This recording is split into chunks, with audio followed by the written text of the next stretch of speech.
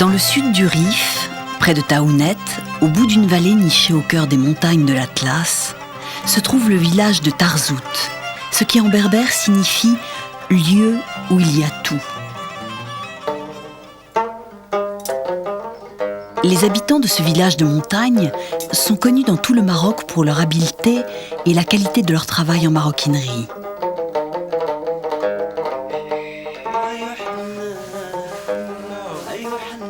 Mohamed est l'un des meilleurs artisans du village. La peau déjà tannée est mouillée puis longuement grattée pour être assouplie. Les peaux utilisées proviennent du cuir de vache ou de chèvre.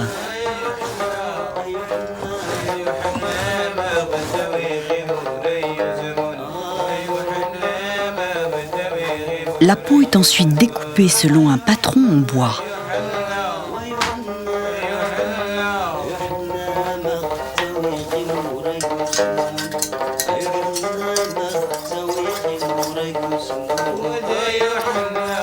Les principaux points de la décoration sont marqués à l'aide d'une pointe sèche. La décoration est faite en appuyant sur la peau à l'aide d'un instrument de bois, ce qui la fait changer de couleur. La peau est régulièrement travaillée au pilon de bois afin d'être assouplie. Les différents motifs sont faits ainsi ou à l'aide de la pointe sèche d'un compas.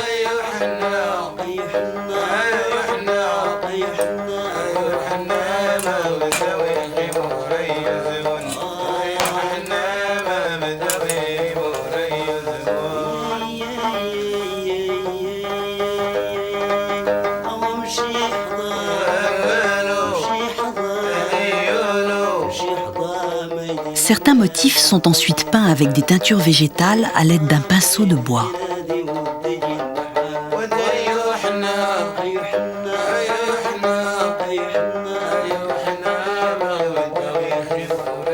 Les sacs sont faits par Mohamed et par ses fils.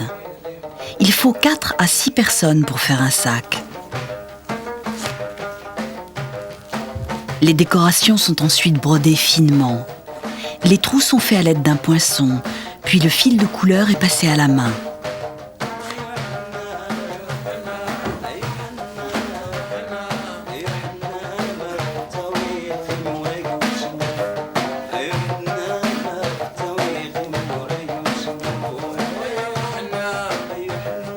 Les coutures de la broderie sont ensuite dissimulées derrière une pièce de cuir qui est collée.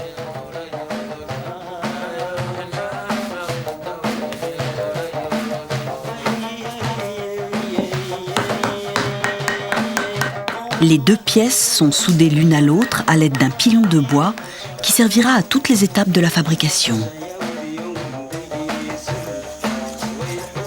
Les franges des sacs sont faites à partir d'une seule et unique pièce de cuir découpée dans sa longueur.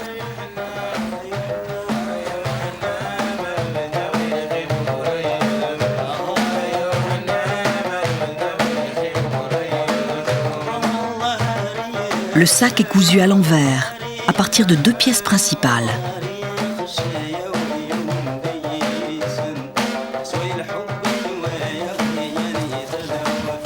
Le sac est ensuite retourné.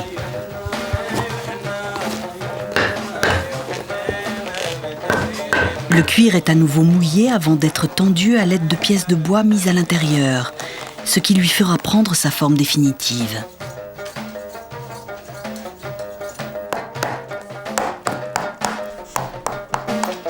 Pendant ce temps, Mohamed continue à travailler sur un autre sac.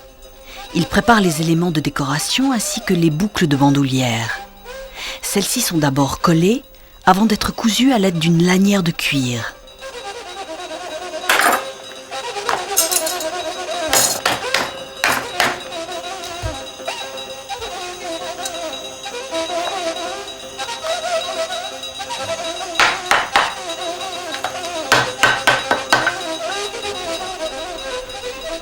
Mohamed et ses fils s'échangent souvent un même sac au fur et à mesure du travail.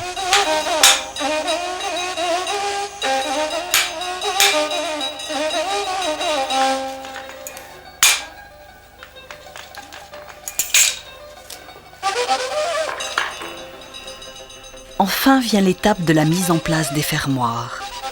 Ils sont faits à partir d'une longue bande de cuir triangulaire roulée sur elle-même, puis percée en son centre.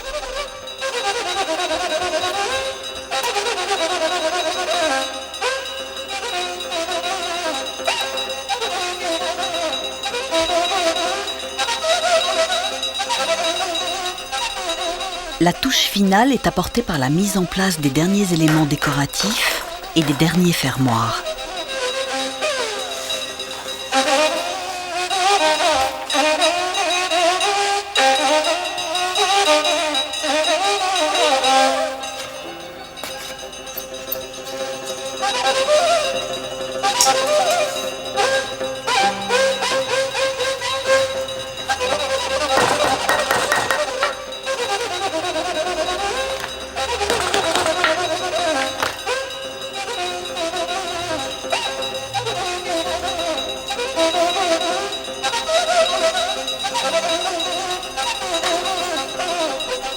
Le sac fini rejoint ceux faits par la famille au cours des derniers jours.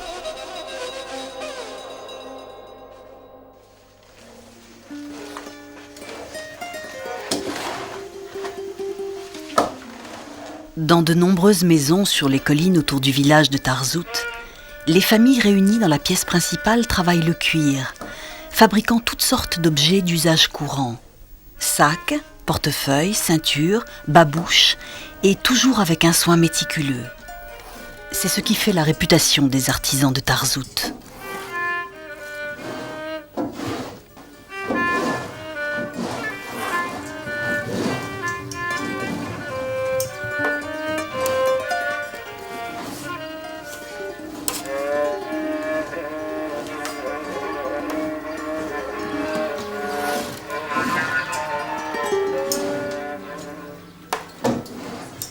Et quand le jour touche à sa fin et que le soleil disparaît doucement derrière le sommet de la montagne, les habitants de Tarzout aiment à se retrouver pour danser ensemble au son de la musique berbère.